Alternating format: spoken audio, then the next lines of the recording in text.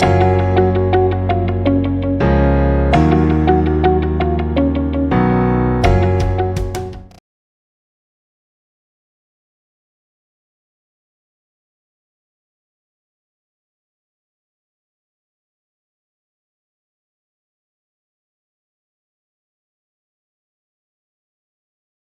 good morning, students. So we'll continue module 4, CSMA.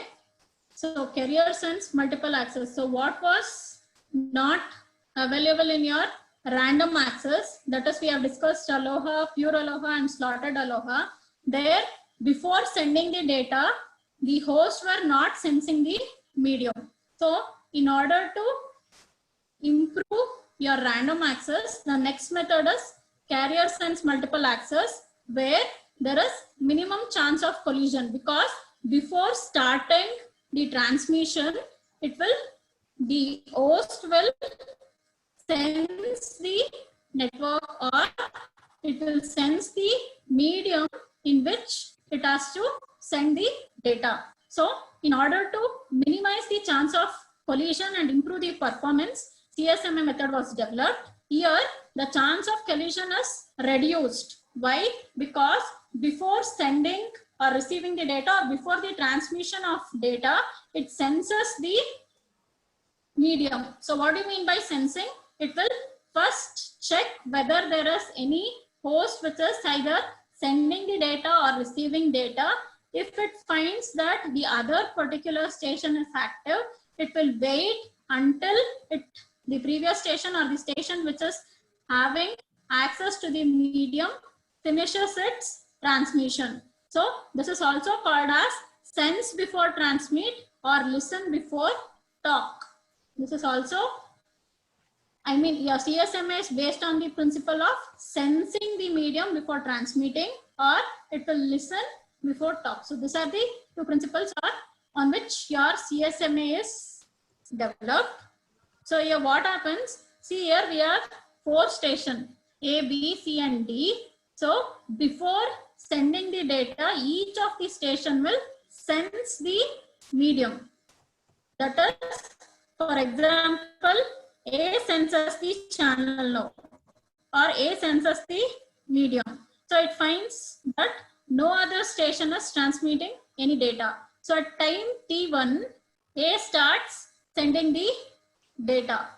So when it starts to send the data at B, see, this is the area where B signal exits. B can also sense the data and it can send, but C can sense the data only at this particular point, right? Whenever C sends, it finds that, okay, all the nodes are idle and no nodes are busy. So it can also send the transmission. But what happens here, it depends upon the time taken to reach. For example, in A, assume that you have 4 bits of data to be sent.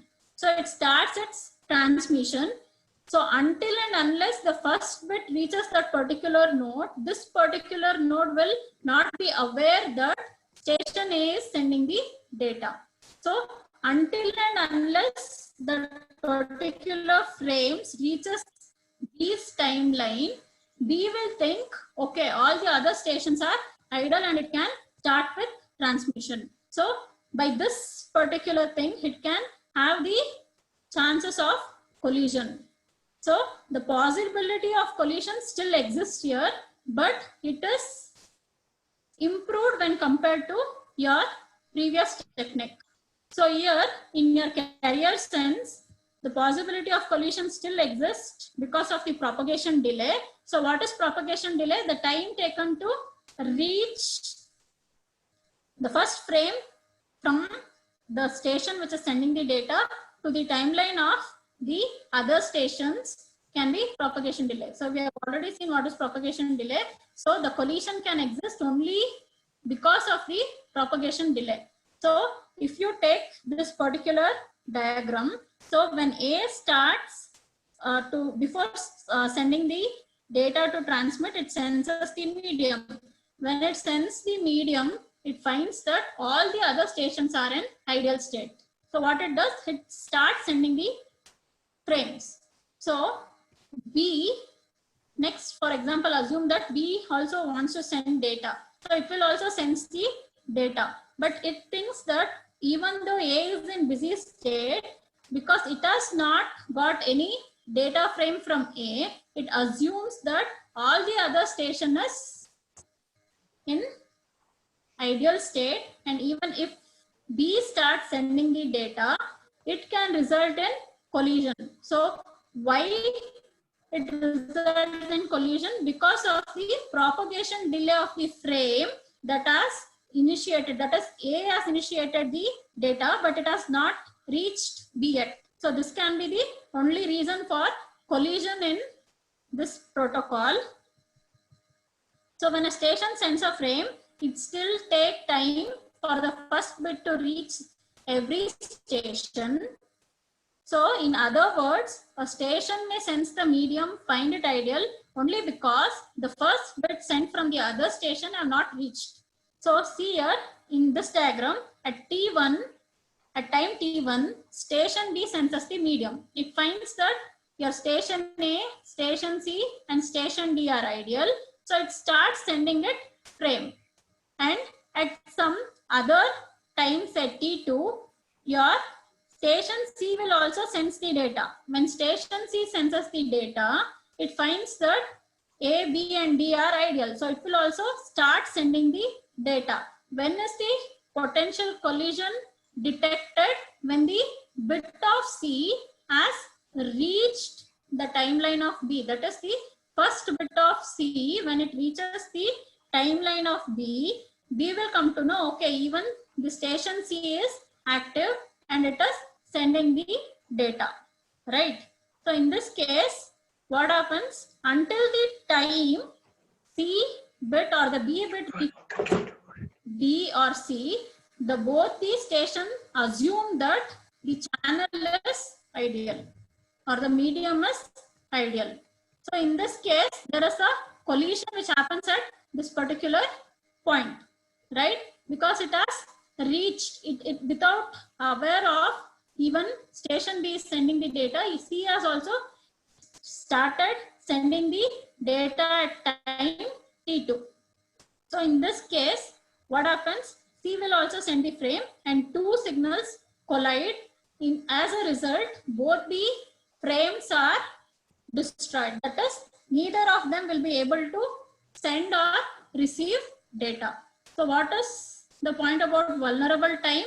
So the vulnerable time is same as the propagation time here, right? In your CSMA, the propagation time and vulnerable time are same. This is the time needed for the signal to move from one end to another end. So if in case I've started transmission from A, in order to reach all the other station, what is the time taken is called as your propagation time. So the vulnerable time is same as your propagation time in your CSMA. Here, it has started transmitting at time T1, station A. So your vulnerable time is nothing but the time it reaches all the station. Right? B also senses here, C senses here, D senses here. So this is the overall frame that is being sent. So the vulnerable time or the time where collision can happen is the whole propagation time. And in your CSMA, you have different methods.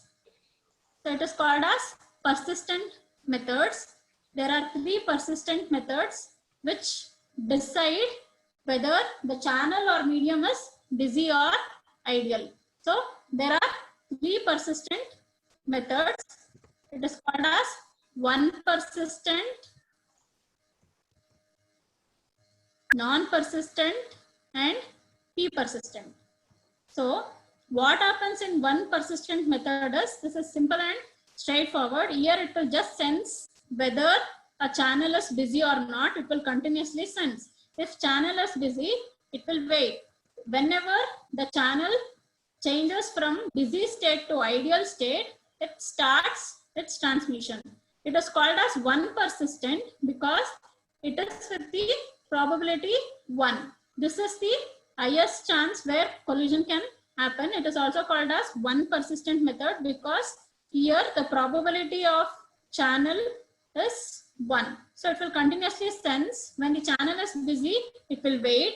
As soon as it gets to know the channel is ideal, it can start transmitting the data.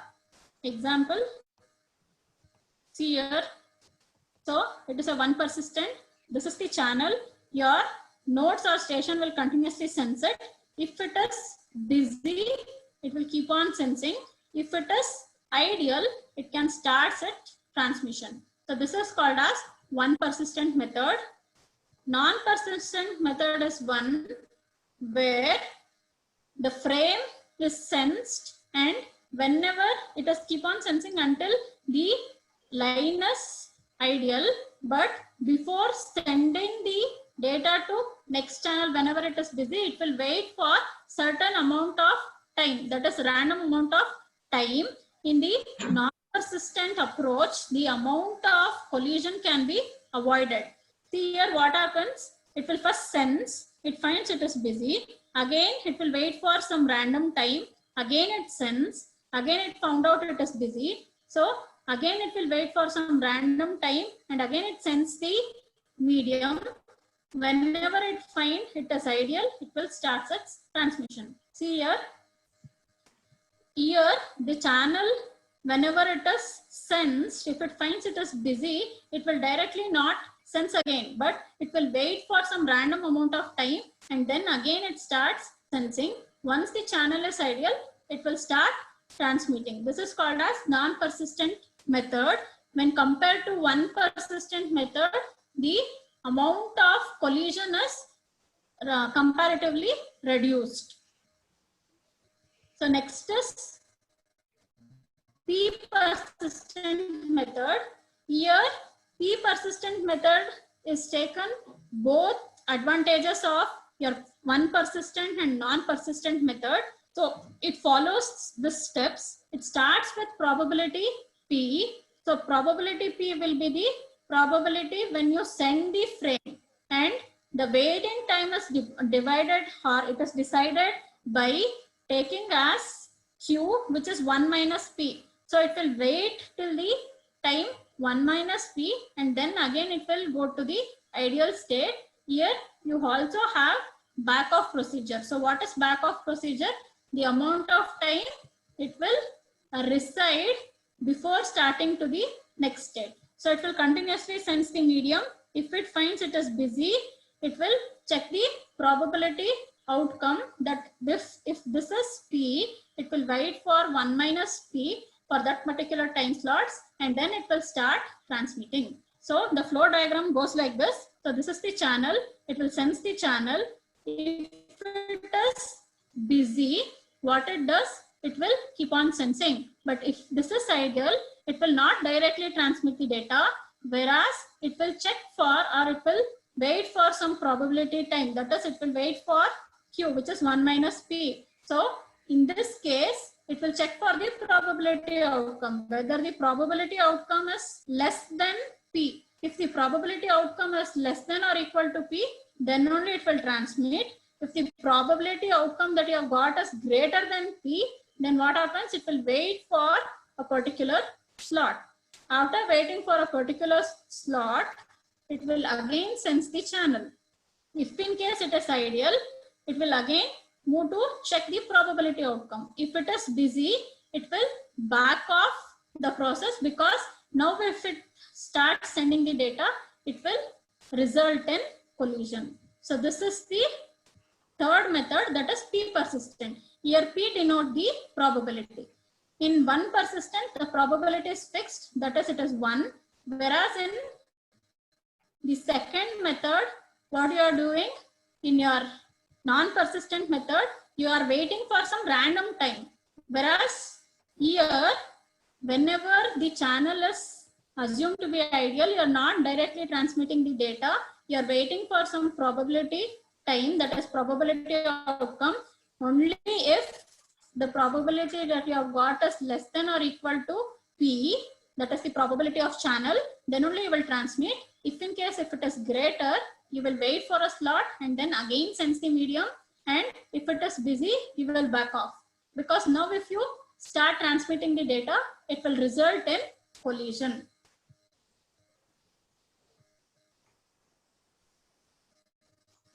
So, any doubts?